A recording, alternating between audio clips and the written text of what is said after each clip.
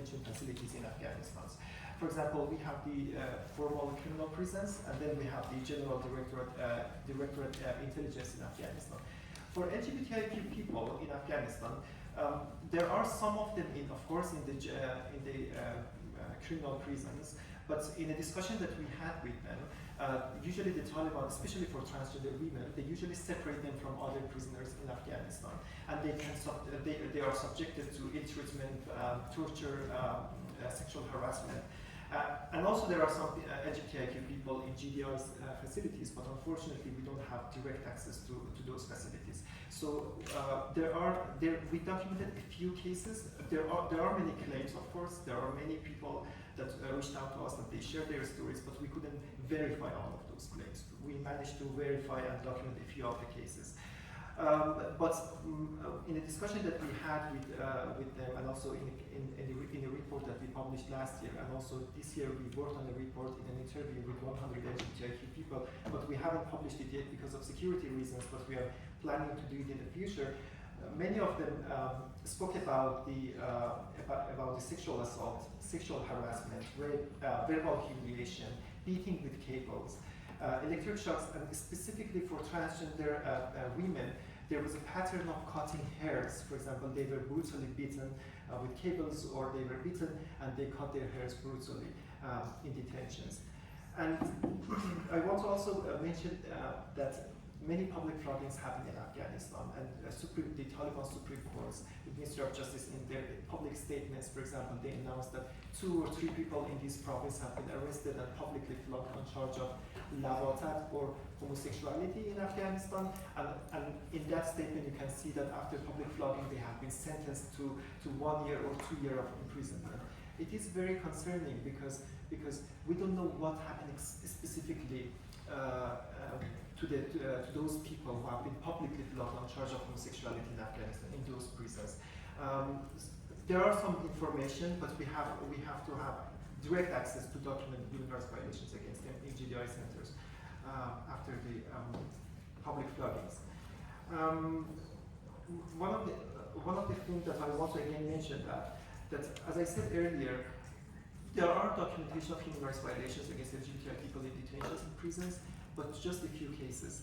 There are I said most of the reasons for that, but the other thing that I want to emphasize in this room, because we have multiple member states, I can see them here in this room, that we have to establish an independent investigative accountability mechanisms so they can document human rights violations against all people, particularly LGBTIQ people, so they can document human rights violations against them, and also gather and preserve the evidences, and also they should support the LGBTIQ CSOs so they can document the human rights violations. There is a gap in terms of documentation of human rights abuses in general because of the lack of resources, but for LGBTIQ civil societies, the gap is bigger because usually the LGBTIQ people are the most marginalized groups that usually they pay less attention to them. Thank you so much. Thank you. I think a couple of points I think have already come quite clearly. That one is political commitment, a commitment to the universal human rights system. But effectively what we've seen and what you've shown in your analysis is the dismantling of a modest, previously existing protection structure. There was an anti-torture law in 2017, it's gone. There was a National Human Rights Institution, it's gone. There was a discussion on a national preventive mechanism, it's gone. There was access to a UN Special Rapporteur on Afghanistan, it's gone. So I think we see clearly a regression that is quite dramatic, and that translates into these various areas. Thank you also for raising the LGBTQI issue and the public flogging, which of course is in itself, if you think about it, a degree of cruelty that is almost unprecedented. And I think that needs to be mentioned. You already spoke about accountability, and accountability in the end is for victims, for survivors of torture. And I think this is the next topic we want to hear from my colleagues. I think our colleague Mitra and Abdullah, I don't know how you want to do this, but give us a sense of victims' rights, the right to rehabilitation, the recognition that they are victims and survivors of torture. And I'm very pleased to welcome Mary Lawlor, the UN Special Rapporteur on Human Rights Defenders and a long-standing friend, to join the panel as well. Please. Okay.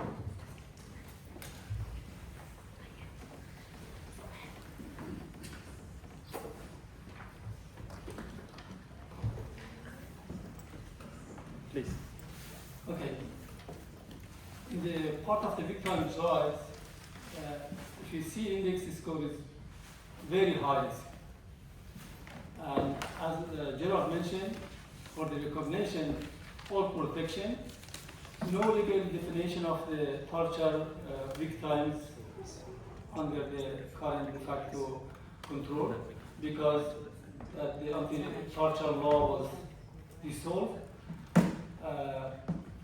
There also not exist rehabilitation services. At the same time, the complaint mechanism, which as I already mentioned, is absent or not practically used.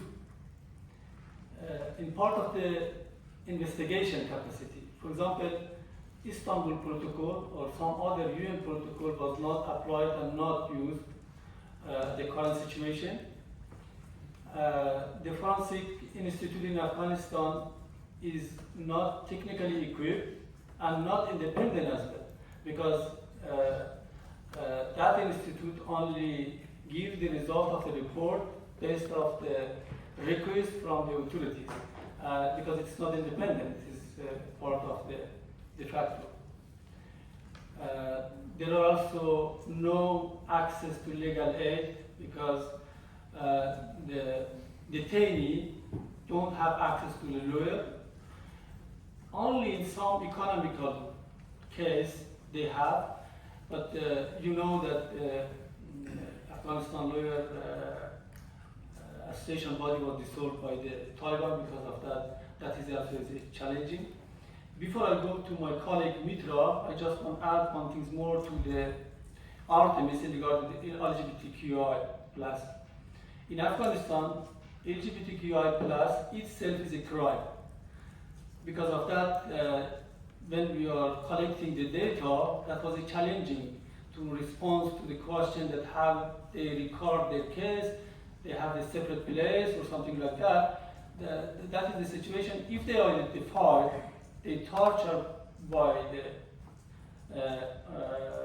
the police, the other authorities, at the same time in the prison or detention centers with the other detainees.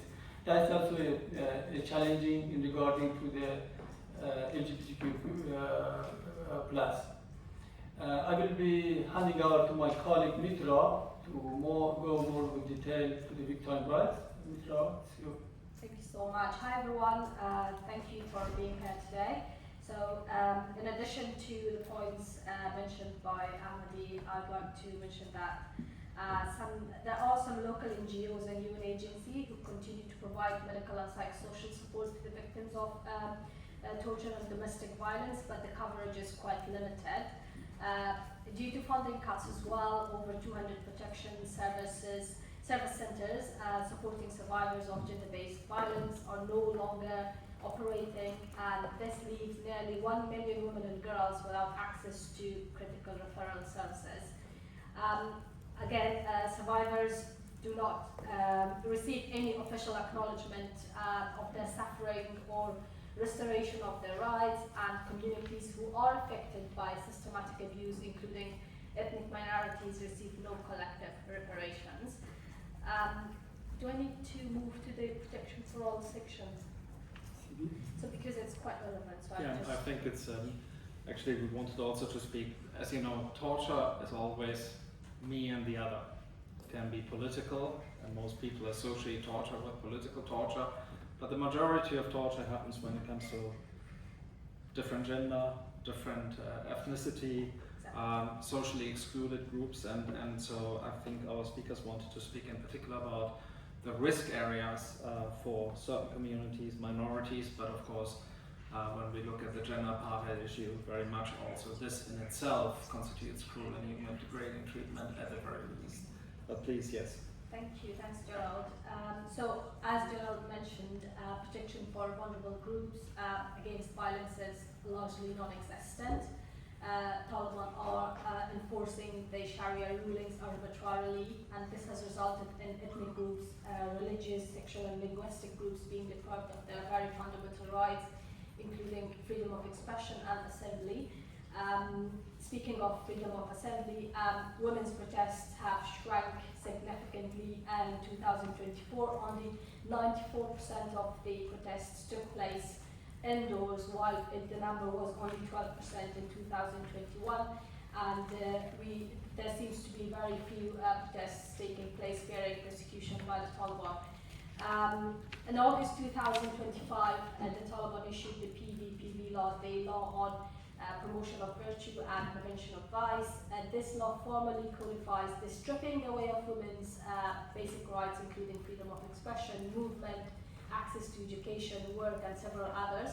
And implementation of the law has involved violations of rights, harassments, beatings, and even arrests by PVPV officials. The ministry has deployed 4,500 officials throughout the country to prevent immoral acts as of October 2024. Since the law has been enacted, until 31st of January 2025, 27 reports of restrictions affecting women's freedom of movement, as well as access to healthcare, education, and other labor market, and the labor market across 8 provinces have been recorded on the open source. I'd like to stress that there are several cases and incidents remain unreported. Another example is 24 incidents of other abusive enforcement of the law between 21st of August 2024 and the 31st of January 2025 in 12 provinces have been observed on the open source. Again, many cases remain unreported.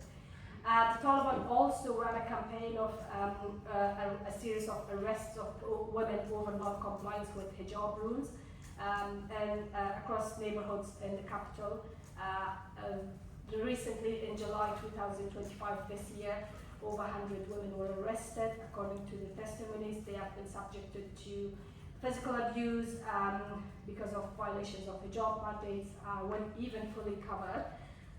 The rest of Kabul, Hazara populated area, saw most of these arrests. They arrested to widespread fear among families and women and girls, and the families tried to prevent their girls to go out because there is a social stigma surrounding being in Taliban custody. So these policies, marginalization of the half of the population, are not isolated acts, but they are part of a campaign which creates a crime against humanity of gender persecution. Also, because these discriminations are based on gender and they amount to gender apartheid as well, where women are excluded from society solely because of their gender. So advocates are urging the UN to formally recognize gender apartheid as a crime against humanity. Religious minorities like Shia Hazaras, Ismailis, and Sikhs, they also face severe discrimination, threat, and violence. In 2023, at least 29 deadly attacks targeted Shia Hazaras in Kabul, Mazar Sharif, and Daikundi, causing almost 200 people, deaths of 200 people, and injuries of hundreds of others. Sikh religious places have also been targeted by the ISKP. And these attacks remain uninvestigated, and the Taliban seem to be ignoring these or perhaps enabling these attacks. The Taliban, they have failed to take meaningful measures to prevent these attacks and to protect people from attacks by ISKP. Another group I would like to mention is the Shia Ismailis. They have been subject to torture, humiliation, and repression by the Taliban. Reports from Badakhshan province indicate that there are incidents of alleged persecution where Taliban authorities have reportedly established some conversion centers for Shia Ismailis, and they're forcing them to send their children because they think Ismailis are not Muslims. So I'll stop here, and I think I'll move to Artemis to discuss the situation of LGBTQI+. Thank you so much, Mitra. So there is no protection mechanism in Afghanistan for LGBTIQ people, as you all know. But also I want to emphasize the fact that LGBTIQ people have never had protection even before the fall of Afghanistan in the previous governments, there was persecution of LGBTI people. The punishment of the same-sex relationship was long-term imprisonment. But after the collapse of the Afghanistan's government, the situation got worse. The level of persecution increased against them. So, for example, the Taliban, based on the Sharia law, considers all LGBTIQ identities as major sins. And also in the PVPB law that they issued last year, they specifically mentioned that the same-sex relationship is prohibited in Afghanistan. They called same-sex relationship between two men as lavatat, and same-sex relationship between two women, they called it as tahaq. And they prohibited Afghan citizens from engaging in such activities. And also, I should say that because the Taliban usually say that the engaging in same-sex activities and relationship is prohibited in Afghanistan. But the fact is that it is not necessarily true because there were many cases of LGBTIQ people that they were persecuted by the Taliban authorities solely and only because of their dress code, because of their gender expression. They have been persecuted, especially transgender women in Afghanistan. And their existence sometimes is crime. And also the Taliban authorities, usually they deny the existence of LGBTIQ people in Afghanistan, but in reality they persecute them. In the interview that I had with the Radio Free Europe 2 years ago, also the spokesperson of Taliban, Zabihullah Mujahid, was interviewed there. He, in front of me, denied the existence of LGBTIQ people, and he said that there are just a few of them brought by NATO and Western countries. But in reality, we can see that there is a persecution of LGBTI people. And also, I want to mention that we interviewed 16 people. We documented and verified 16 cases that they were sexually assaulted and raped by the Taliban. There are more claims, to be honest, by the people, but we managed to verify 16 people. And also in the interview that we had with those 100 people that I mentioned earlier, there are many reports of beating, torture, arbitrary detention, sexual violence, rape, and also there was a case of a gay man that he was brutally beaten. I showed his picture to Sibyl and also to Abdullah yesterday, that how brutally he was tortured, and you could see the bruise on his body. And also there was a trans woman, there was another gay man that they burned his testicles, unfortunately, in Afghanistan. And also there was a trans woman a few years ago in Herat province that they burned his feet because of the gender expression and sexual orientation. And all of these atrocities against LGBTIQ people, they are not isolated incidents, but they are systematic. And they can be amounted to crime against humanity of gender persecution, as the ICC prosecutors seek for arrest warrants, and they issued arrest warrants for 2 Taliban leaders for the persecution of women, girls, and LGBTIQ people. This is historic because for the first time, the International Criminal Court and one international court recognized the persecution of LGBTIQ people, and this can also be called gender apartheid. Thanks. Thank you very much. I mean, we've heard now quite a lot. First about the walking away on political will, the dismantle of the systems, the detention conditions, the victims' rights that are not preserved. But I think you spoke very much also to the fact that torture is a tool of repression. It's used specifically for that, but also with regard to some specific communities. I think the approach to me has a policy of cruelty that is inherent in it, and I think this is clearly also a question: how can the Council respond to this more in terms of accountability? But we want to move now to the last part of the discussion and have your input in this, but also then Mary Lawlaw afterwards. Mary, you can lead, but in this index we have a fundamental belief that if you really want to work against torture, you need to have local people that can work on torture, and that they, human rights offenders, that they have to have the right to defend rights, to protect victims, to represent them legally, etc. And so for us, I think it's very clear as OMCT that the right to defend has to be an integral part of measuring whether there's a severe risk of torture in a country or not. So let's move to the right to defend and what the findings you had in going through the statistics, questionnaires, etc. And then I'd like to hear from Mary really how she looks at this. I'm sure you have lots of cases that you are confronted with. And let's look into this last area, which I think is a central one if we want to have progress on Afghanistan ever. Yeah, as you can see, the right to defend and civil space index score in Afghanistan is high risk.